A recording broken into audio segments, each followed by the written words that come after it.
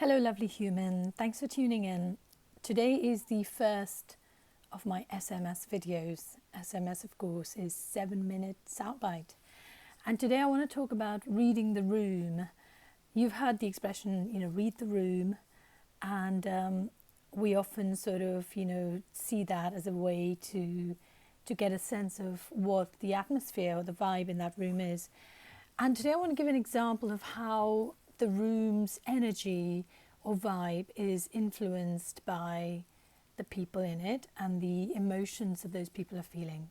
This may sound very obvious, but I wanted to give you an example of an experience that I had only a few days ago. So I had walked into the accident and emergency centre of one of the nearby hospitals, and I was there not for myself, but I was escorting a family member who is quite unwell and quite frail and was using a walker to walk. And for that reason, he was very slow and he had to stop every few steps to take a breath and get his energy back so he could walk in. So as we walked in, we were walking through this doorway where one of the doors was shut. So it basically allowed people to either come in or leave, and you couldn't have people doing it at the same time. And there was a gentleman, a slightly older gentleman, who had a walking stick or a crutch, and his foot was all bandaged up, so he was clearly in quite a lot of pain. And his face was just a picture of anguish and anger, that mixture of intense resentment, frustration, all those cousins of the emotion anger were etched into his expression, and his body sort of radiated that energy. And as we walked in, we kind of apologized, but he didn't quite hear it. And then I looked at him and I said, what's the matter? Are you okay? You look very cross. And that was sort of like, it caused him to explode into profanity and rage about how, we were blocking the doorway, and he was clearly very angry about something. And it made me think that he is obviously in a lot of pain and probably has a lot going on in his life that has just been ignited by this very harmless, in my opinion, question. So I let it ride. It didn't bother me, because I felt that he was going through stuff. So anyway, the energy in that particular waiting room very much reflected the simmering discontent that this man had experienced and allowed to be expressed in this rather explosive way.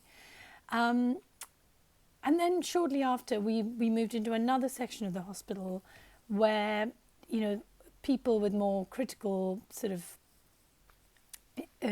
needs had been progressed into. So it was a very, very busy part of the hospital. There were beds where people were being tended to, and by all logical means you would expect, for all logical reasons, you would think that place would have greater levels of anxiety and perhaps panic. But there was something different about the energy there. And as I sat down and waited for my family member to be seen, I noticed that there were these two people who were smiling and having a conversation in a foreign language. And the gentleman in particular, who was sat opposite me, looked like he was from Africa. He looked of African origin, and he had the most beautiful, almost beatific smile to him. And that smile just stayed. It wasn't plastered on. It wasn't artificial.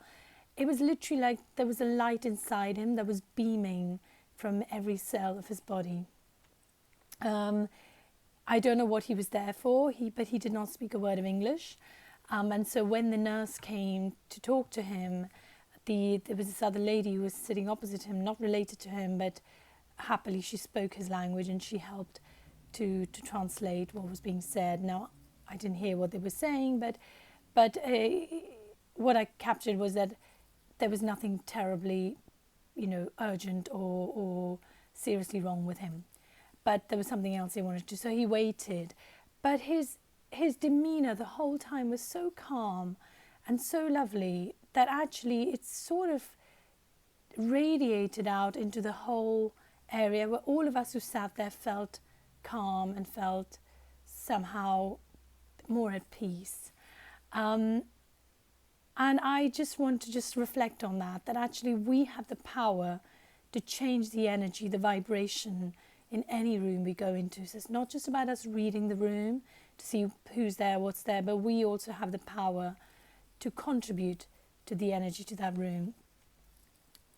This second gentleman who had this lovely demeanor, I think came from a place of gratitude, from a place of feeling that he was in an environment where he was safe and was being looked after.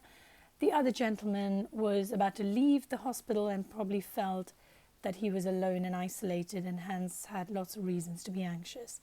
I don't really know. I'm not here to psychoanalyze them, but the energy these two people brought to the respective rooms they were in made a difference to everyone who was there. So my insight from this is that let us not be passive recipients of other people's energy. Let's become aware of what kind of energy we're giving out, putting out into the atmosphere, and maybe become a little bit more mindful and grateful, and and maybe just smile a bit more. This man's face will forever stay in my memory and fill me with warmth and hope and joy every time I think of him. Thanks for listening, and I'll be back again tomorrow. Bye for now.